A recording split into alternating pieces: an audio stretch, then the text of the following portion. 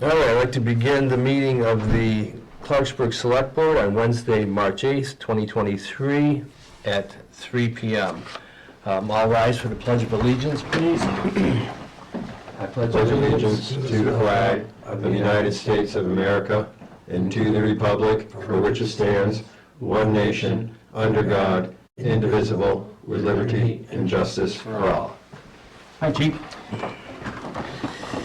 Chief, how's it going? Good. All right, what's first on the agenda? We don't have any minutes, so we're going to... Do you want to hit police reform first, since the chief is here? Okay. Yeah, let's go right down to police reform. Yeah, so we don't hold them up. So I asked for that to be on the agenda. Obviously, in the near future, when you retire, and obviously with the police reform going on, we're going to have some decisions that we need to make on what direction we need to go with. And I briefly discussed this with you a few months ago. And I want to bring you guys in on it. If there's a way we could kind of start getting monthly reports of kind of like our call volume. And I know you discussed like state police, it's hard to kind of know exactly what they're doing, but maybe we can reach out and see if there is some way for them to record kind of what they are doing in the off hours. And, whether it be, for month ending, the following week or something after the month ends, we get a report emailed to us with just kind of what the police department's doing, whether it be for, issuing citations or motor vehicle stops, calls, calls for service, just so we have an idea of how much our volume is for knowing that if we have to put on a full-time person because there's police reform coming up, or, what other avenues we need to. Yeah, that's, and it's good we're having this conversation because it kind of falls into this budget year too. How we want to look at it, even with just budget. Because with the reform, the biggest thing with the reform is they did away with the intermittent reserve police academy training. So the only way to get police officers trained now is to send them to the full-time academy to get a certification, which then they can work anywhere. So, you're getting, if you get somebody to go to the academy, you're going to take them back in, they're working only part-time, less than 20 hours a week. A full-time agency opens, they can take them and put them right to work. They don't have to send them to academy. So that's a benefit to them. So we would be like almost like a training ground. As we have now, we have, a few part-time personnel. We had one take the Bridge Academy last year, which what they're doing is this Bridge Academy brings the reserve certification up to supposedly equivalent to the full-time certification. To have to do the work full-time, they have to have so many hours. We have one officer that does have the bridge and has the hours that they could work full-time. Another officer's in the middle of the bridge right now. He doesn't have the hours to work full-time. So he's still part-time. And then we have a couple others that haven't taken the bridge. One may not have to. The other one may have to. And I don't know, I haven't talked to him yet whether he's going to do the Bridge Academy. Besides that, I'm getting newer officers or hiring officers. It's going to be kind of hard because they would have to go to the full-time academy, and that would be a decision if we're going to want to pick up that cost with you work for us X amount of years, or if they pick up the cost. The cost is now like $18,000 I'd have to check, but yeah, it's up to send them to an academy. Yeah. Does that include when you have to actually pay because you got to pay them an hourly rate also while they're at the academy? Right. So you'll be paying them for 40 hours a week for just about 5 months. Trying to see if somebody who wants to go and do that, training for a part-time job Right. is going to be the difficult part. I do know I've talked to some chiefs in small towns and they've put on full-time, went to just putting full-time guys on. So that kind of comes into a question, and we're coming around to that portion where we're going to have to look at, do we want to put another full-time officer on? Like we had discussed, before, you know, the thing is, if we put, even if we put one full-time officer on to cover the evening, that's 5 days, we still end up with like 4 shifts that we would have to use either reserves to cover, it wouldn't be a full-time position. So we'd still end up with some empty shifts that we'd have to determine if they were gonna let, you know, leave to the state police to handle, or try to maintain reserves that we have to do those shifts. Well, right now, Chief, you are only full-time. Right. And we have how many full? We got 4 part-time. 4 part-times. Yeah, yeah. So we're, you know, and right now, because a lot of the part-time officers now have been put on evening shifts.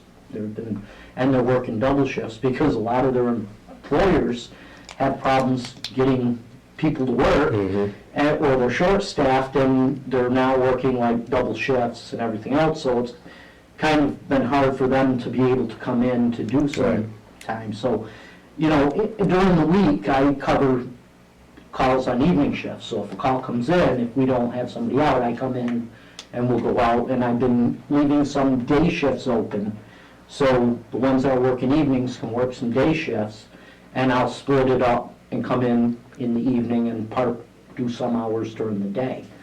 So I'll either come in, do some paperwork, you know, for about 4 hours, go home, come back in at 6, or I'll come in, you know, to run a full shift right up till, you know, the evening hours shifts.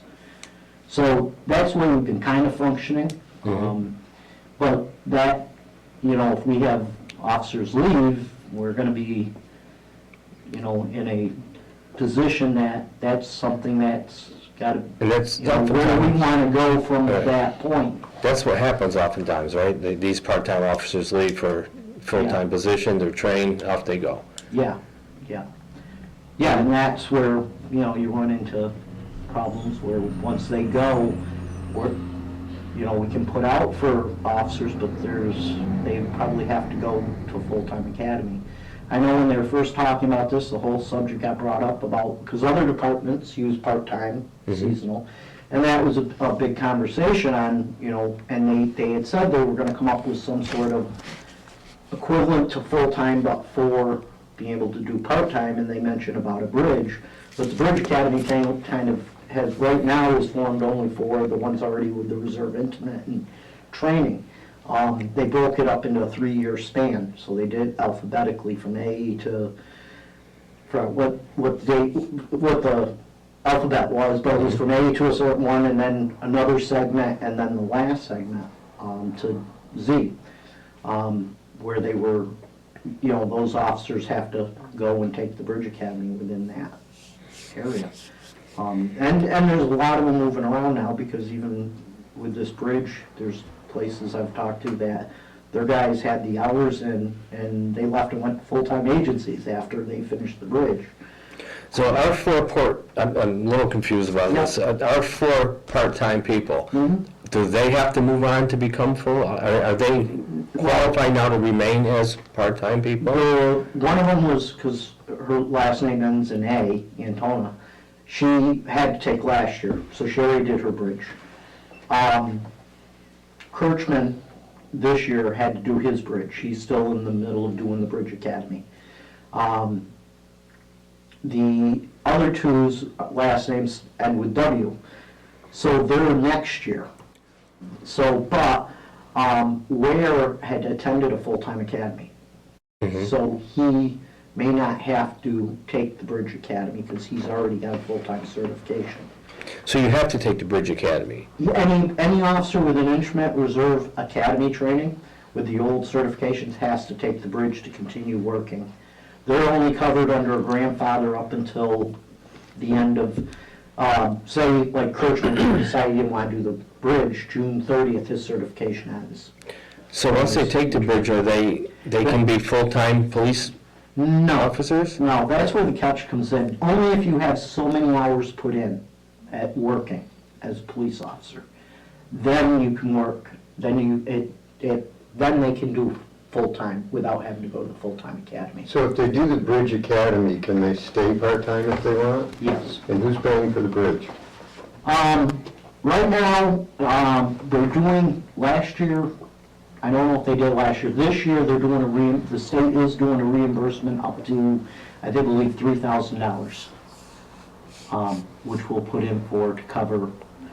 The Bridge Academy has no cost to it of itself. It's just mainly the time the officers have to do. A lot of it it's a split between online, a lot of the training's online, and then there's some in-person training. Defensive tactics, which is a week long, they have to go away for a week, and that. EVAC for driving training, they have to go away for a week for that. And for firearms, they go away for a week for firearms training. The EMO, and we've been paying for when they have to go away for a week, which was put into last year's budget for that. So when they're going away, we're paying them for that time of training. So that's That's a lot. yeah, yeah. So we figured that out. We should get mostly everything back for what we had to pay in. So hypothetically, if we have somebody who doesn't go to the bridge, who's currently employed in a part-time position, they're going to be done soon? Okay. Well, they'll be done after, like, the two of the guys have till, not this June 30th, well, one of the guys, like Wheeler, has until next year, on June 30th, his certification will end if he doesn't take the bridge. So what impact is this going to have on construction flaggers? What do you mean? For, Well, if you have significant reduction in force. yeah, for doing details and stuff like Yeah, that. exactly. That's where, they have to have that academy to do details. Well, Because you have to be a certified police officer. That was another thing that came up, for like departments that have retirees that, well, if they're full-time retirees, they don't have to take the bridge, but for Yeah. part-time people that in some departments where that's what the biggest thing they did was for doing traffic work, Yeah. down in the Cape area and stuff like that. Sometimes they use them and they have to have that, go for the bridge and the certification. So that leaves us in a point, and, doing the budget for this year, do you want to budget with like a normal budget and kind of a budget with, if we went to a full-time officer, so you can look at the different figures. For calls, I was thinking, I can try pulling up like a year's worth of logs. I know our numbers kind of dropped with COVID on calls, but Yeah. to give it, like I said before, I need to go like 2-3 months, because that doesn't always reflect. We have some months we're busy, and then others, it just slows down. Yeah, and when I first bring it up, I wasn't thinking you could go back too far. I'm not creating a lot of work for it, and if you could go back maybe 6 months to kind of have an idea, and then, especially if we're going to kind of make a decision for this budget season, we do need to kind of go backwards a little bit and looking. Right. But yeah, I can pull up at least the ones on North Adams and see what I can get from, how far back we Yeah, it's not too much work for you. with state police. I know their system's sometimes a little on the back, but I can get hours. Yeah. And I can provide that, so, because I'd rather have you having an overall idea. You go, winter sometimes is not really busy, sometimes it is, because people are indoors, summers are a little bit busier. So, I'd like to have you have an overall of the different periods of some of the. would dispatch have numbers, that? Yeah, I can print out the call lists. That's nothing to print them out, it's just going through them and breaking them Well, down. it seems to me, Chief, when the last budget seasons when I was here, that you came in with all your stuff, all your list of calls and. Yeah, we do it yearly for the books that we put out. We do a yearly, what we work on, how much. Yeah, I seem to remember, Yeah. it was pretty detailed. Right. As I remember. Yeah, so I can get that. I'd rather have you guys have, more figures to have a good idea than just go a few months or 3 months. No, that's great. Especially if a month's quiet. The last few weeks have been quiet. I haven't had really much going on. I think about a month ago, I was like busy, I was running around, you know, so, you know, and there were some things going on which caused those calls to come in, you know, more calls to come in. But I think in overall, I'd like to go out as much as possible to provide you at least, you know. We appreciate that, yeah. Yep. And I got to get it anyways for the annual report. Right. So, you know, that way, you know, you'll have a better idea of what's going on. Yeah, it's great. In being fair, kind of reports going forward, or maybe if we just to go notate like how many patrol hours there was, just so we have an idea, you know, how many hours are on the street, or Yeah. would be, you know, helpful to know for helping making our future decisions. Right, yeah. Yeah, I know part about it, like if you go through the books from prior years, part of those numbers, you know, because they've ranged around 300, part of those numbers were due, you know, we had more people on the road, we had more, you know, officers out, we had full staffing, you know, a few years back, where, you know, we had more out, where there were a lot more car stops which were in there. Right. Less time we have on the road, less time car stops, the lower the numbers get. And during COVID, there was pretty much nobody out, you know. We had the shutdowns, we had the station shut down, and, you know, there wasn't much, you know, we weren't having car stops because of interaction with people and taking their driver's licenses and stuff like that. So unless there was somebody doing something majorly outrageous or a drunk driver, you know, everybody was just not doing any car stops. And that was pretty much every police department. I mean, arrests were pretty much on, if you could summons it, because they didn't want arrestees being brought into the station. Well, great, I think that's some good info. Yeah, that was very, very informative. You know, as far as like with the reform on the training end of it, not much has changed that we normally went through. We always did had to yearly qualify, or every year, once a year, do 8-hour qualification with the firearms. You know, and we always had the in-service, so it was a few days of in-service that officers would have to do. So those were the normal, all they did is said, put it into this reform going, you have to do this, but we already had to do it anyways. Yeah. The only thing that was added was a 4-hour block that has to do with the, kind of the firearms end, where we do, and we can do different training, like we did doing building searches for our 4-hour block the year before. But we can do either on the range of firearms or different tactical stuff, defensive tactics stuff, you know, for that 4-hour block. That's the only change of increase, and that's just 4 hours. Yeah. That was added on. Most of the in-service now, since COVID, they came out with this online to do your in-service, except for the CPR, we have to go and do in person. And they're keeping that going. So, you know, where we used to send officers to go to in-service, we've been doing it online. And they can actually do that when they work their shifts. So they're kind of being compensated while doing that. Nice. So those are the training things that they've done, but it's only that 4-hour block per person that was extended. Well, thank you, Chief. That was, you know, very informative, like I said. Yeah, and thinking we're getting flexibility with their shifts, you know, helping out the others be able to work some day shifts and show your flexibility. Yeah, we're trying to, you know, be flexible and do, you know, either way I look at it is I have somebody come in for 4 hours, or I end up getting called out at night. And I end up out there for a couple hours. Thanks, I appreciate it, Chief. you know, I enjoyed the fact that you wanted me to come and talk Absolutely, about yeah.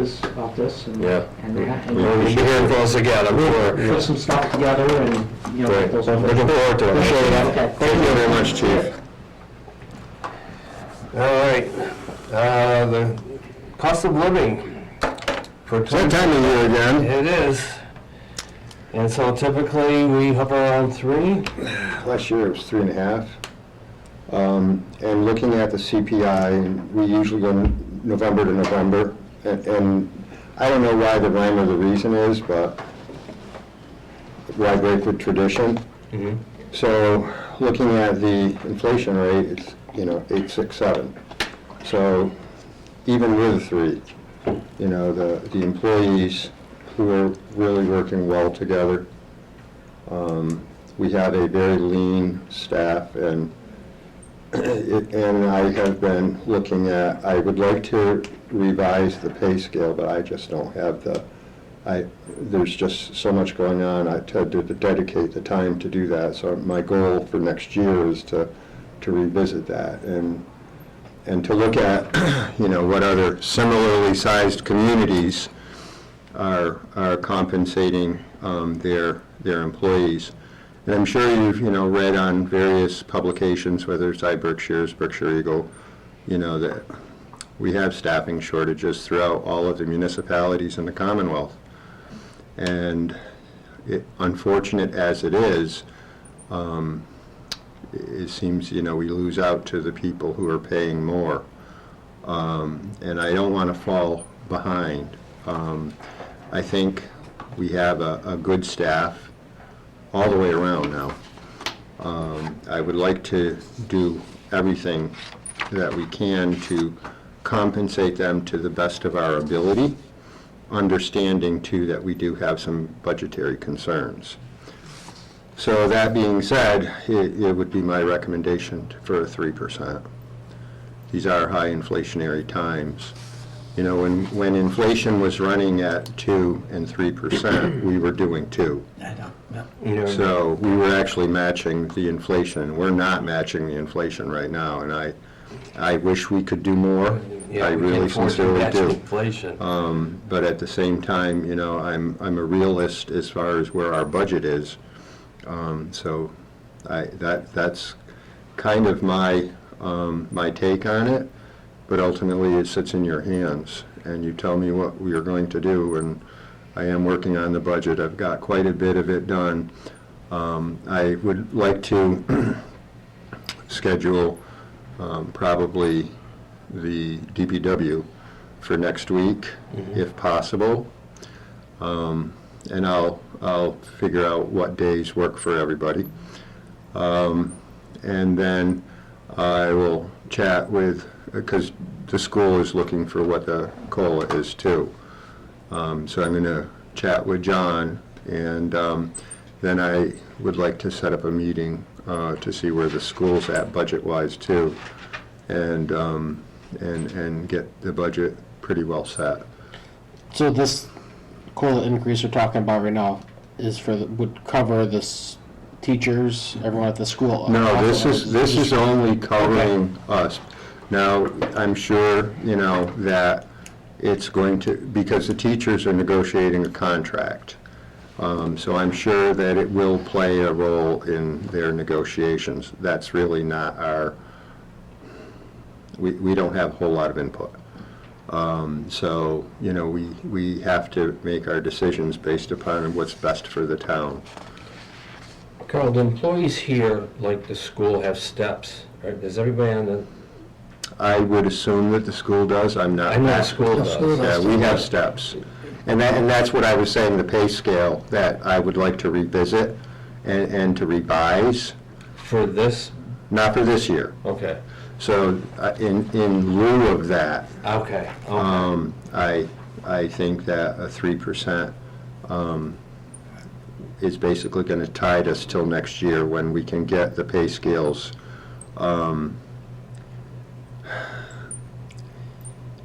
I hate to say the word in sync, but somewhat reflective of reality, I guess, is a better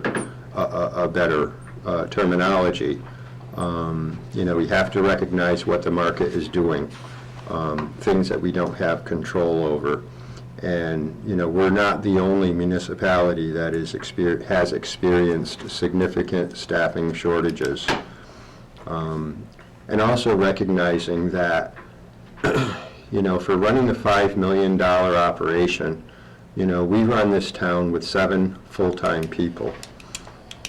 7, and that's including the DPW, that's including our police chief, and we only have 3 full-time people here in Town Hall.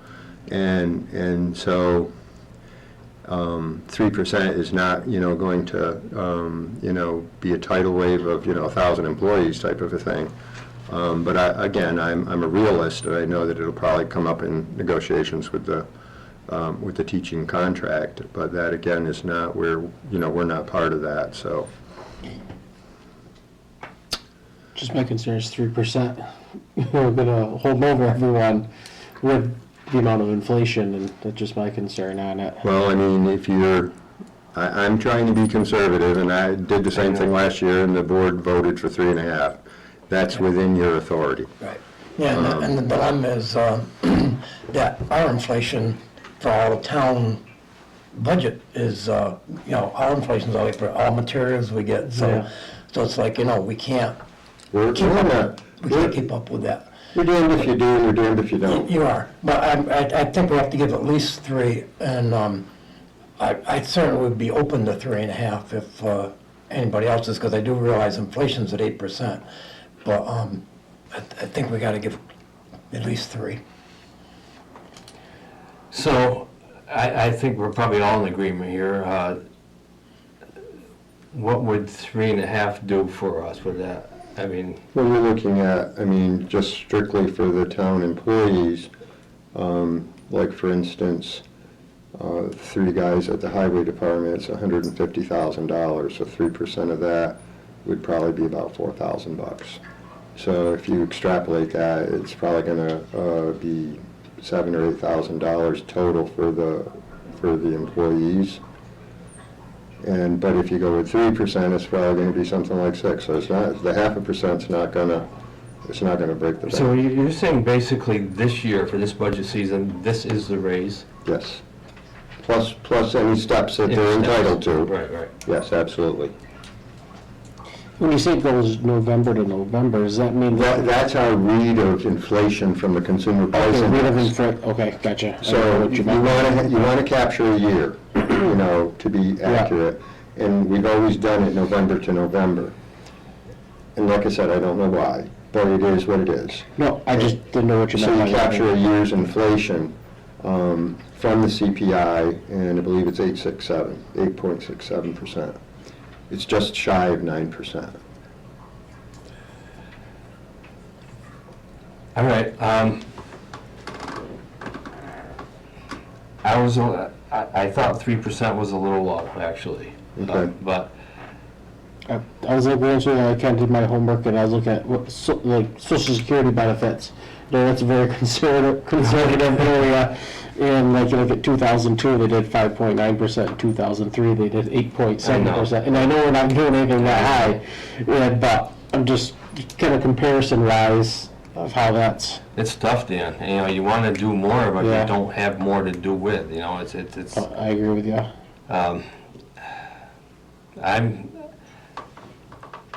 I'm good, I think I'm good with 3.5%. I wish we could go more, but, it takes a little bit of the bite out anyway, It does, and it serves at least some recognition, that we're doing what we can with what we have. That's important. I don't think any of our employees are blind to the fact, the challenges that this town faces. It's just, And I certainly don't want to take it out on the backs of the employees. well, if everybody's good with 3.5%, are you good with 3.5? Dan? Yep. All right, then let's Make a motion. make a motion to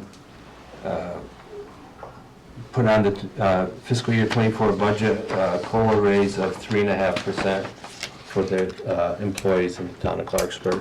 I'll second it. All in favor? All right. Right?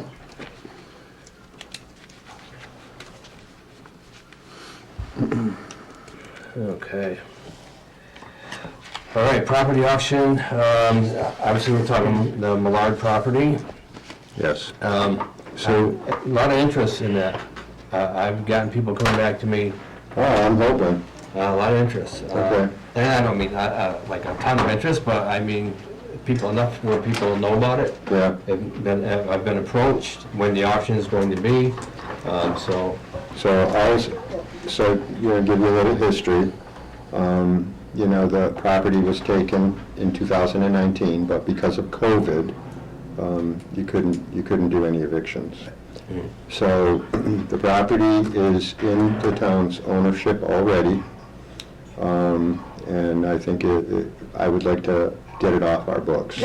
Put it back on the market, get it paying taxes again, and it probably make a nice little house for a good, you know, nice little family.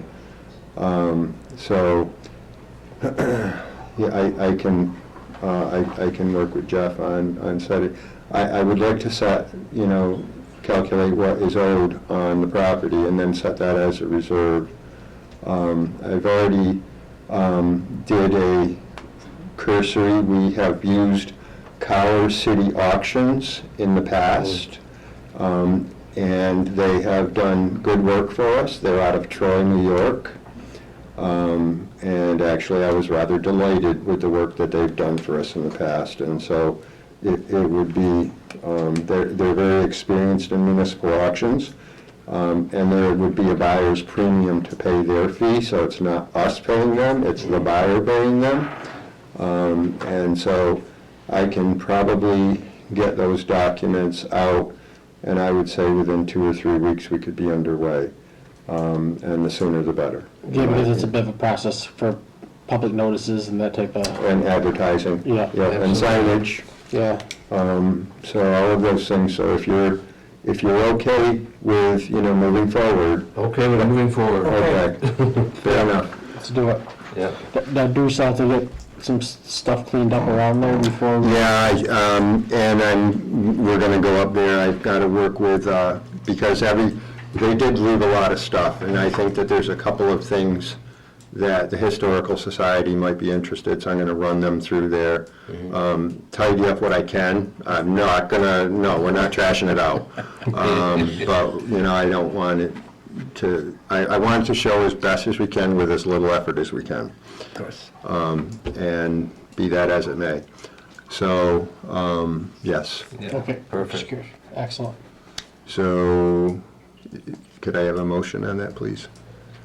Okay, I'd like to make a motion to proceed with the Property auction. Yeah, on 25 Millard Is it Avenue. 25? Or 35. Yeah. 35. 35, okay, at 35 Millard Avenue. Yeah. I'll second that. All in favor? Aye. All right. This one's interesting me. So, the opiate harm reduction plan, you met with the mayor. A group of town administrators, Bob Minocci from Williamstown, Jay Green from Adams, myself, the mayor, and Wendy Penner from Healing Communities. And I've invested a bit of time trying to wrap my mind around, the problem, the sources, and hopefully how we are able to use the funds from the lawsuits. And there's 2 more lawsuits that are in the works, which are going to add to that pool of money. So there's a couple of things. I've had webinars and meetings, and now I'm a voting member of Healing Communities, which actually wasn't my initial intention.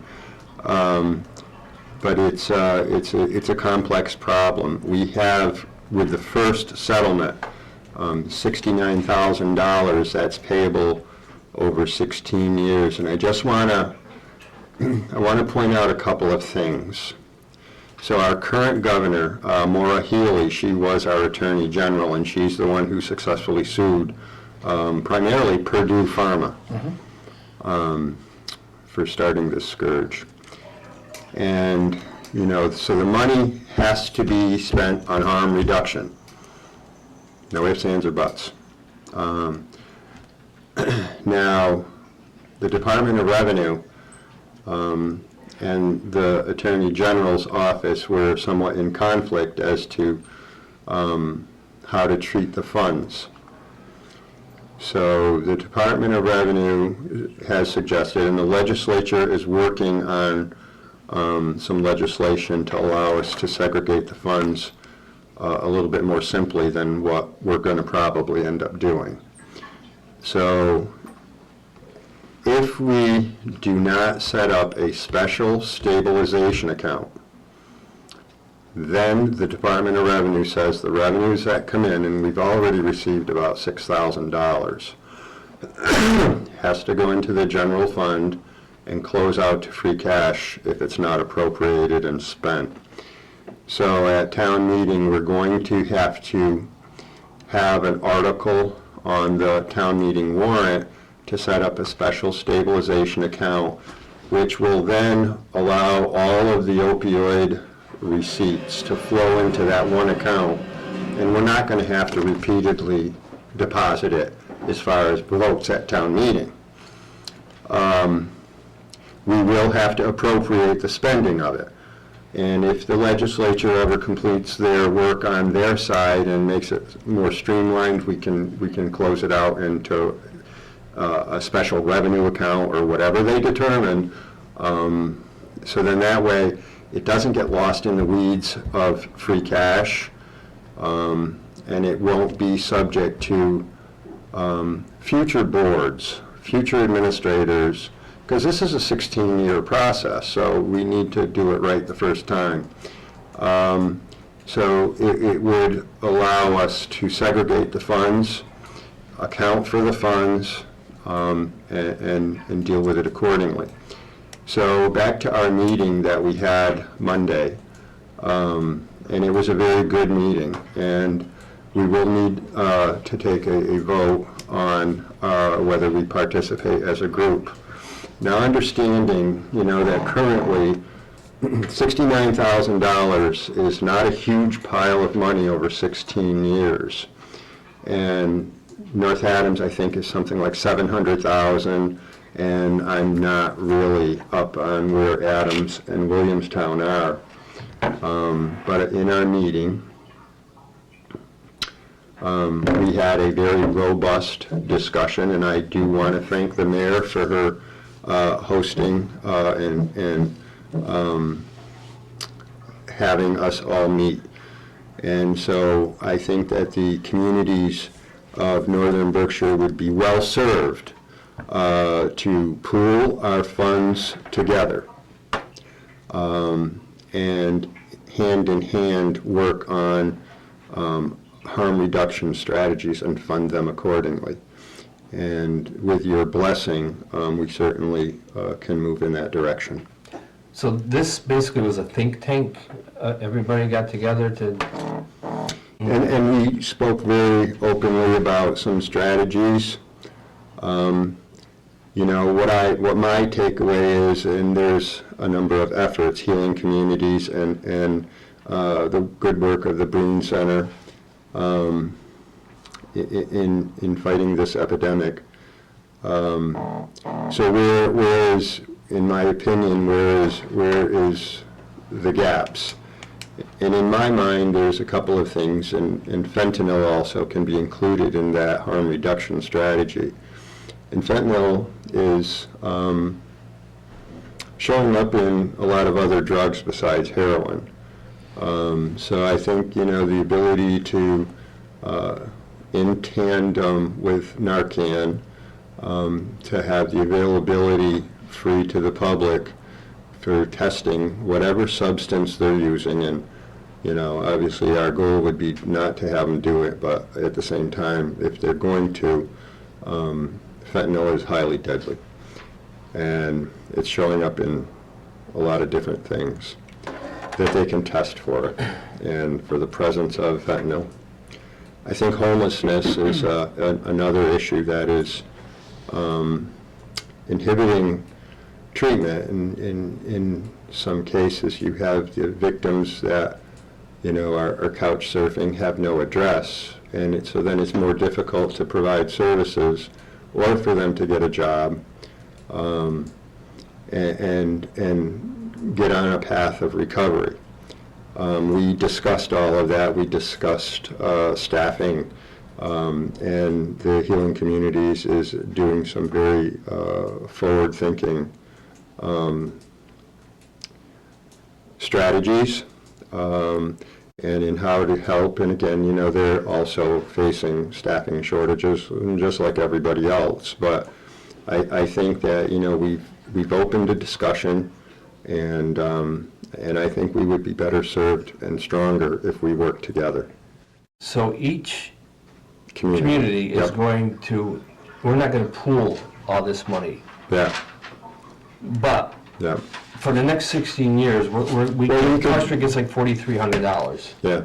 So it's gonna go into an enterprise fund, a stabilization fund? Well, for where we are, then we would appropriate it out to the group. Right, so we all keep it for ourselves, or put it in a. Well, we separate account. receive it ourselves, Right, yes. Right, exactly. Yep. And then we funnel it out to, To the programming that the group determines is the best avenue for harm reduction. okay, and so who tells us what type of account we have to have this put in? Department of Revenue. Okay, and did they tell us, or is it a stabilization? Actually, KP Law is the one who told us.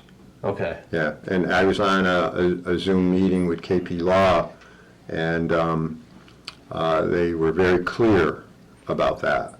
And KP Law happens to be our municipal attorneys. so we got our first installment. We got 3 checks already, and so they're sitting in our Oh, so general we've got fund. over 13,000. $6,000. We got checks of $2,000, like 6 months, and then another one. Okay, so it isn't a yearly. Well, it is yearly, but they Right, might break get it it, up, yeah. okay. So town meeting, that money will be voted to go into a stabilization. Special stabilization. Yeah. Yeah, Right. it's Now- not a normal one. Right, no, right. Yeah. Okay. For us during this other group, I also would like to see some of our funds get used towards like drug education, or, the harm Well, that- reduction within our That was school, some kind of program or one of our, something. and it was a brainstorming Clarksburg. session. One of the areas that we did discuss is education, and the possibility that maybe that could become part of the Northern Berkshire School curricula through physical education. And because if you stop it before it starts, that is the ideal place to be. And I have to trust that the group, we all discussed that, and I think that there was That's good, yeah. consensus that was a goal too. I mean, you see 69,000 and you think that's a lot of money, and it actually isn't. No, it isn't. And, I know it's only 4,300, but I'm 100% with Dan. I'd like to see education in Clarksburg School for Mm-hmm. this, because it is. It's the sooner you get children educated in the harmfulness of drugs and stuff, the better off I everybody. think And I'm Starting not at middle against- school. I'm not against pooling the money either, but we aren't a city here, so Right. we don't have the homeless here. And it's Right. our kids we want to protect with our money, and that's why I think I'm not against that, because it's a big issue for the area. But on the other hand, if we're getting money strictly for Clarksburg, it'd be nice if our kids Yep. got some education. So, just so that we're all on the same page here, though, it doesn't mean that we don't have deaths from True. right here in Oh, town. no. And, one thing that we did jaw around is how we can distribute free fentanyl test strips. And I think that points of congregation, which we don't have any here in Clarksburg unless you're in the woods, type of a thing, or at the state park. That we don't have, any entertainment venues, any drinking venues, we have a restaurant on the Hairpin Turn. And so I think that, and it would be naive to think that we're insulated and don't have victims of this scourge.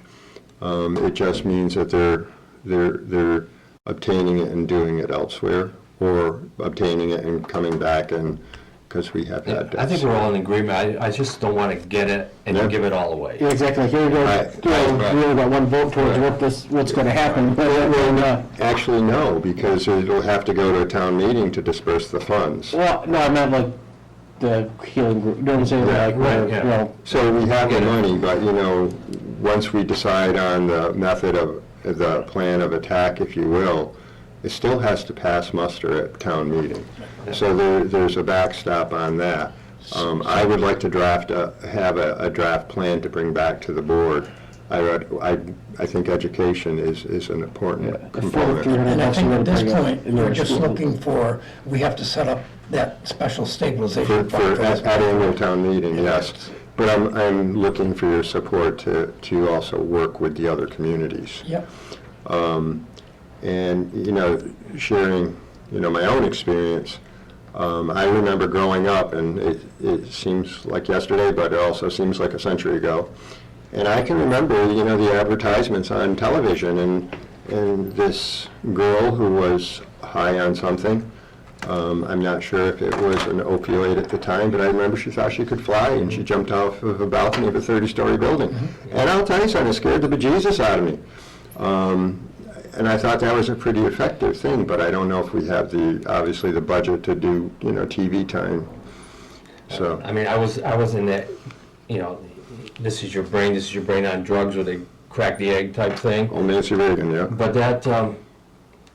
that never stuck with me, because I always thought, that's not me. I mean, Yeah. you need education in the schools. Well, and that's it too. From a And, young child. I mean, you could have a robust educational component. Just to discuss, I mean, Discuss discussion, and because maybe so many have whoever children have- recovered.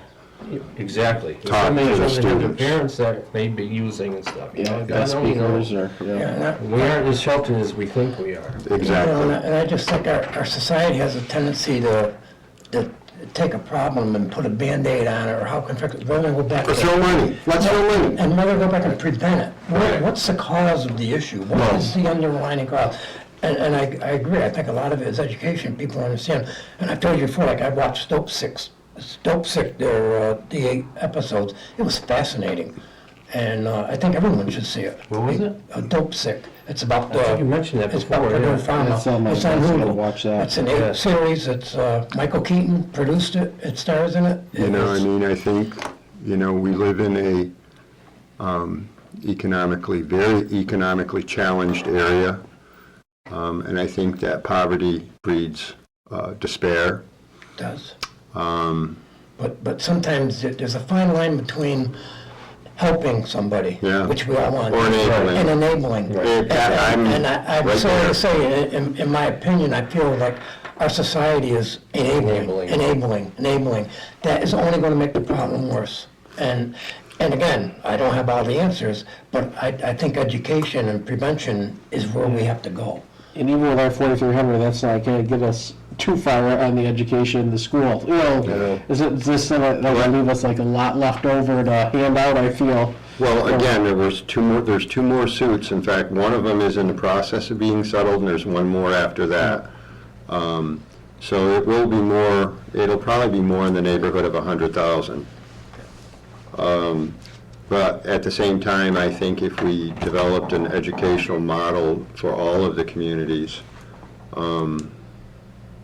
that they're getting the same message, I think that would be part and parcel of the cooperation. I just want our educational model to be for Clarksburg, and, let's get this, and whatever else that's left over, we'll certainly, try to help out the best we can. It's not a huge amount of money as it is, and I think Dan's right when he says that it's the majority of this particular lawsuit is gonna be eaten up with our education, but, so be it. But whatever else, if we can help out, I'd love to help out and take care of that, but I really want the education in the school system, in the Clarksburg school system. I'm definitely not against us joining the healing communities, but I am against us just handing over all of our money for it. I Okay. shouldn't say against it, but not. Right, and again, I think don't wanna see Carl's this making a occurring. point that there's more money to be coming from the Yeah. different suits, but, it's like, and I think all the towns can be like that. Let's take care of ourselves first, and then, we'll pull together to help, But I know we're kind of running out of time here, so I wanna, if we don't have anything else more to add there? It was just an update anyways. I don't need a vote right at this point anyway. Okay, all right. Thank you for your work Yeah, on that, Carl. yeah, MVP, I can give a quick Yep. update on that because we just got off the phone. perfect. The state wants us to, they're reviewing our application, and there's a couple issues. They want to know how the climate change is most important, and we sort of got off to how the town feels going to help the area and more recreation. They want to know, but it's about climate change and flooding. So we're gonna have another meeting eventually and zone in on how this is a one-year floodplain and how water and the climate is affecting it. So that's pretty much it for that. Yeah, tweaking the application, basically. It was a good meeting. So I understand we have a new Clarksburg, it says librarian, but is he director or Well, he's the head librarian. he's the Yeah, head librarian? he is. He's a town resident, very well qualified, holds a librarian degree. Oh, That's great. that's impressive. They require a bachelor's. He's got a bachelor's in library sciences. That's swimmingly rare. And he's a town resident. He is. So I'd like to extend a welcome to Dan Matz Absolutely. and encourage people to utilize the library and introduce yourselves. And I hope we have him for a good long time. Me too. Good to hear. Excellent. All right, mailing list for the Crossroad Bridge advocacy. So we have, the Crossroad Bridge, and it's basically how do we get the word out to the powers that be that this needs to kind of be moved up, and I think Bob and I will work on that a little bit. Yeah, and I went to a Berkshire, when I was on vacation, I zoomed into a Berkshire Regional Planning. I was a little confused on the TIP program. I didn't realize there's two programs. I thought there was one TIP program. The bridges are all done through the state. So, Carl, we came down, we went through all this at Berkshire Regional Planning. Berkshire Regional Planning only takes care of highway. Yeah. They don't take care of bridges. So it was like, they look at this and now it's not there, so it just gets pushed aside. So it was a sort of for not. Our meeting with Mass DOT was the important one, and supposedly they're working on getting that tip list out in May. So even though we were looking at the tip list come up, Right. no, what's happening this? That was only highway projects. And I'll save for the next time, because I know we have to get moving. But I do think there might be some projects like Cross Road, because they talked about safety and the importance of road, that possibly could get on a highway tip list through Berkshire Regional. So we'll talk about that in another date. Okay. But I didn't realize, and Dan, you're going to be the one, because you're the young one. We're not gonna be the one. There's two tip programs, one through Berkshire Regional for highway, and then the bridges That's are all what through the state. Yeah, I didn't know that myself. I worked for Mass DOT, and I never realized it was separate. So No, I'm looking forward to that discussion. unless, Carl, you have more, No. we can just put it on the next agenda, and we'll talk more about it. Sure. Okay, so the surveying bid and the lift bid, which I understand we didn't get any. We didn't get any bids for anything. So we went out to bid for surveying the 88 more or less acres of land behind the DPW building.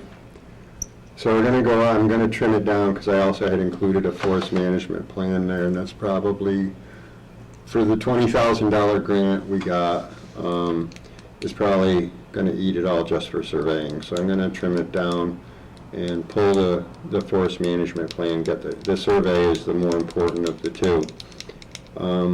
Now, with the lift bid, and I did contact the two interested parties, an elevator company and a Garvanta. I have not heard back from Garvanta yet, but the elevator company guy said that the time frame that we had put on it was probably not doable, given supply chain issues, and that they didn't want to get into that and then not be able to deliver within the mandated time frame that we had put into the bid. I did communicate that to John. I said I would like to go out to bid without the time frame. It has to be done by X date type of a thing. What was our time frame we had in it? June 25th to July 10th. And, they're if they can't build Ford trucks because there's no chips, and I'm sure that there's chips in this item that we're looking at. And I'm not saying that that's particularly, but just as an illustration.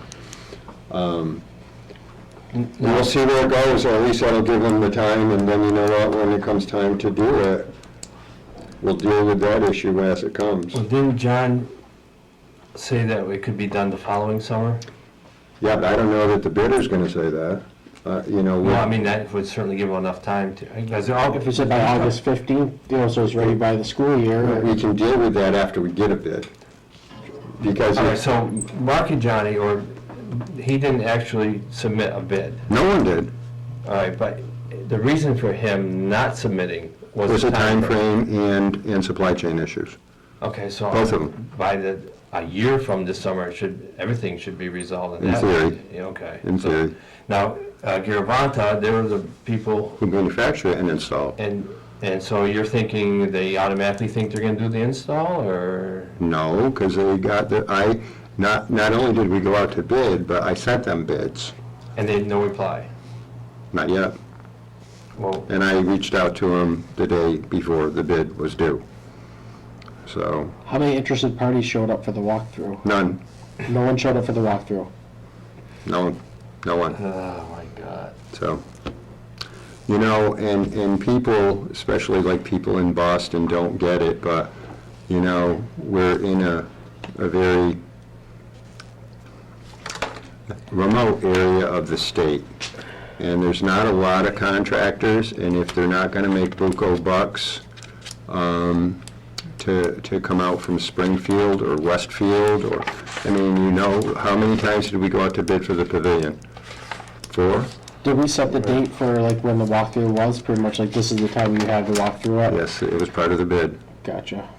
And, So, can we open up the bid that if someone wants to walk through that they can schedule a time with us? Because sometimes pinpoint, you need to be here this specific time, just, it can be tricky for contractors that work on a job site, you know, if they're an hour away on a job Yeah. site, they lose the afternoon. I would lend myself to that, but then that would have to be thrown into the hands of the school.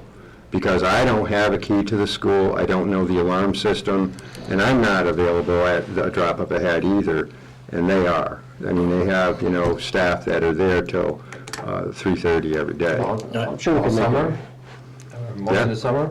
Yeah. Okay. Because that might be something that'll work. So, okay, so we'll work on that, and now we'll go back out to The school bid. committee meeting's tomorrow night. Okay, Usually it's the first, but it was postponed to the second. So I can bring up a couple of these things, like time issues. Can they do it even while summer well, you know, going I on? was thinking, he says, I don't know, you know, would it be possible to, you know, close that stairway, but it's available in an emergency? I mean, if there was a fire or something, you know, I don't think, if you had the contractor leave it so that it is passable Right, when they're not there, right. and if they're there working, you know, you have them shield it up, but if, good God, if the fire alarms go off, you kind of know that, well, you got to stop working, make it available so the kids can get out, and it's not a terrible walk to get from the junior high to the other area either, you have 2 exits from there. Right, and that, I don't know if that can be put in the bid or whatever, but that, it could be usable in case of an emergency. They would have to keep that in mind, if there's an emergency. Or you could say that upon a workday's completion, that the contractor would leave the stairwell in a usable condition. Right. You know, and then while they're there, obviously, Yeah. that's not gonna be the case, but they would be live there and be able to clear it. So, So- yeah, certainly. So our bid deadline ended already? Yep, the 2nd of March. Gotcha, okay. Yeah. And then can there be a walkthrough at the bidder's convenience? Yeah, it can be scheduled with us, and if they said, hey, you know, We'll, yeah, we can have them call for, schedule a personal walkthrough. Yeah. we just let the school know, hey. And this is I could how it's also at. put in, we'll have a general walkthrough. If that time's not convenient, please make an appointment. Okay, What else we got? legislative meetings. We got the zoning bylaw update. Actually, did we miss the Mass Works as part of that? Mass Works, I'm waiting for Kyle to get back, and we're gonna be meeting with Mark Lavasser. I have reached out to them, so we wanna get going on that, but I want Kyle, back from, Absolutely, yeah. and, he seems to be doing it.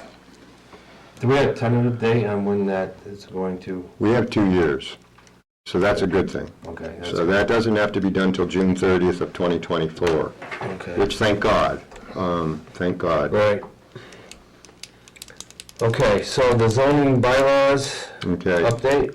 So we have a number of proposals. One of them is, the grammar, the spelling, the punctuation throughout the bylaws themselves to be corrected. That's one thing. And also, understanding that the 53% of the town is owned by the Commonwealth, it behooves us to use our remaining land as efficiently as possible.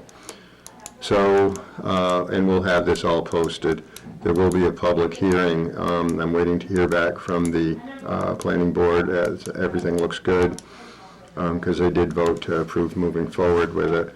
So we got a grant in 2019 to expand the commercial space across from the state park, align our zoning districts with property lines, because Yeah. a lot of our zoning is arbitrarily through middles of properties, and it's a crapshoot as to where exactly that line is. And, we don't want to have to start doing surveys to establish, and you would have no basis to do it anyway, so we want to clean that up. And also in areas serviced by water and sewer, such as Millard Avenue area, that we would reduce it from a half an acre to a third of an acre, and to reduce the frontage there. And also on the upland conservation, which is primarily owned by the Commonwealth of Massachusetts. They do use this in a formula to determine the value and the pilot payments that the town receives. By reducing the frontage by half, will double the amount of lots that could potentially, so that when they value that property value will go up. And so then in tandem, our pilot payment should go up. And it's not going to change land, it's not going to change the use of land, state's not going to sell it, and hopefully we see some better reimbursement for that. All right. And discuss advocacy in legislative meetings. Okay, so we have a legislative breakfast with some of the leaders. Bob and I will be attending. And again, it's coffee and donuts. Yeah. When is that, Carl? Oh, I didn't write it down. Just Oh, I roughly. didn't either. It's on a Saturday, soon. Okay. Soon on a Saturday. Soon on a Saturday. All right. I think it's the 24th. Is the 24th a Saturday? 14th or 24th? I don't know. What do we got here for? Maybe it's the 25th. Yeah, well, Yeah, we'll get to it. And to advocate for, yeah, school roof and I'm not against letters going out to our senators or whatever, but I just thought the one that Carl sent us, I didn't want to go up on this $500,000 for the roof yet. We Right. got to June 30th, and I thought that was a little premature. I would first like to have a meeting with Representative Barrett, and then maybe a separate one with Representative Mark to go over this, and that's why I updated this. So this is a list of everything that's been done for the school. I updated because they put in a new preschool program and whatever. So I went through this to make sure it was updated. I wanted to go through it today, but we don't have time. But if you take that home and look at it, I think it would be, at this point, I would first like to have a meeting with Representative Barrett at first, because he was one that I saw a couple of years ago that said that school had a lot of issues, and he really wasn't going to support getting a new roof on a building that was crumbling. Well, that's all 5 years gone by the board and everything be done. I would like to have an in-person meeting with him and go through everything and see what we have to do. Now, if we can't get it this year, then of course we want to have an extension, but it's just that's kicking it down the road. I don't see what else more we can do. And I think we're at a good time where the state has money. Yeah. That we gotta go for it one time. And I think he was fed some bad information, because there's not one crack in that foundation. It's built on a ledge. No, and not to, I don't wanna blame anybody.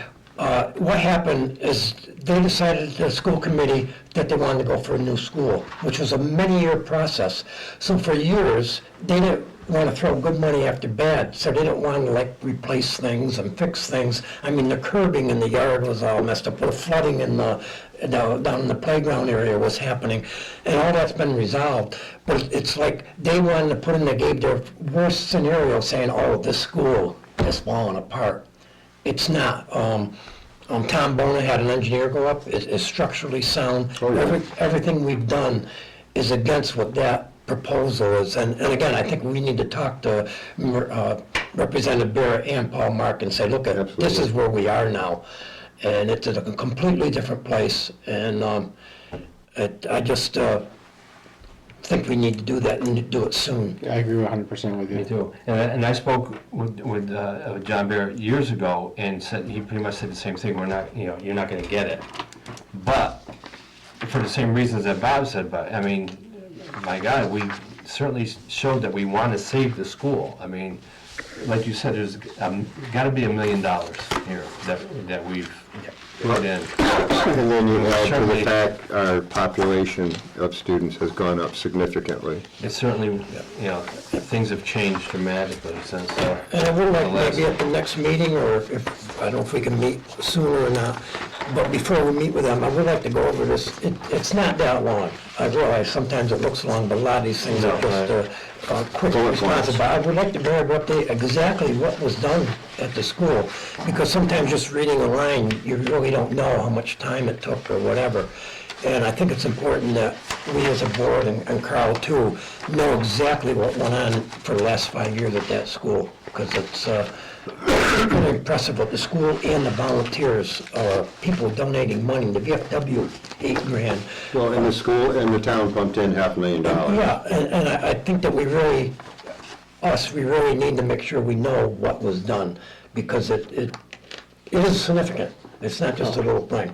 And I think we can get that across to our reps. I mean, the reps are there to support us, and I know Representative Barrett and Paul Mark will. Yeah. They're good people, but they need to be showed that, what did you do? So do you want to do separate meetings or a joint one with them and take them through? That is strictly up to them. I don't know if Carl, if you can reach out, whatever is best for them. If they want us to meet them together, if they want us to meet individually at their office, if they want to come to a meeting, I would say whatever's good for them, we should try to accommodate. I think it'd be great to try to get them to the school for a walkthrough, would be my first choice. both there at one time. Yeah, we all meet, whether we, a joint meeting and, Excuse me. I would love that. Realistically, that would be the best way to do it. I don't know if that will happen with the schedules being what they are, but that would be great if we could get them both there. If we had an hour meeting. Senator Mark said he was going to have him or his staff at every town. And I think he's got like 54. Yeah. If we had an hour at the most that they could meet us at the school, I really think we could convince them. And I think there's a chance we could get the money this year while it's there. Yeah, that would be and not only that, but the state is flushing cash. They are. This is That's what's this is the time. aggravating. This is the Well, time. that's it. They had to give back 3.9 billion. Well, Carl, will you Yes, I'll reach out to reach out to them Barrett's or and whatever's Mark's good office as and soon as possible? I I'll do it realize. tomorrow. thank you. And I realize that they've got schedules and stuff too, but And that's not gonna be the easiest thing, try to get them both, but it'd be best if we could say, hey, what days work for you, and we have 2 or 3 different options, and you go to the other person, and Yeah, we try to gotta get this done and soon, and we gotta do it individually. That's great. Sandy can have maybe a small presentation of our education level. Breakfast. All right, any other items that, anybody got anything to bring up? All our people here, no? Then I make a motion to adjourn the meeting of the Clarksburg Select Board at 4:06 PM. I'll second it. All in favor? Aye. Ding ding.